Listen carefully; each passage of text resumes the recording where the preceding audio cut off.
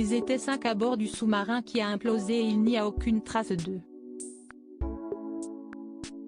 Presque une semaine après la révélation de la mort des 5 passagers, rien n'a encore été trouvé et de ce que disent les experts, il n'y a rien à attendre de plus.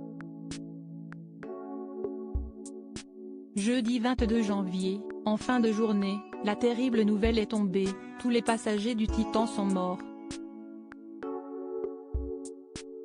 Le submersible qui avait disparu le 18 juin a implosé et pour les familles des 5 victimes, il est très difficile de faire leur deuil sans les corps.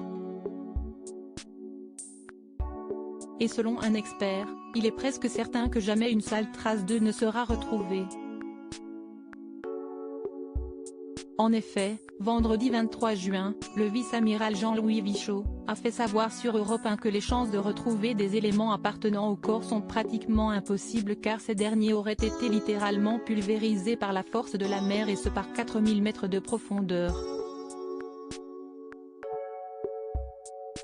Il n'y a aucune chance de retrouver quoi que ce soit, peut-être même pas une trace d'Aiden.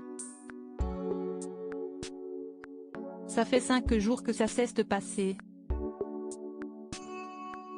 Tout a été dispersé et ça a disparu, a-t-il déclaré. Des propos durs qui reflètent la brutalité de l'accident. Si vous avez la moindre fissure, le moindre trou, l'eau va s'engouffrer de manière extrêmement brutale dans le sous-marin. Il va être à ce moment-là brutalement envahi par la pression et le choc est tel que la structure va achever de se démantibuler, avait-il ajouté. Un constat terrible jeudi 22 juin, lors de la conférence de presse des gardes-côtes, ces derniers ne cachaient pas avoir très peu d'espoir de retrouver des restes humains. Il avait dit que des recherches se poursuivraient mais il n'y a pas de réponse sur les perspectives de récupérer les corps.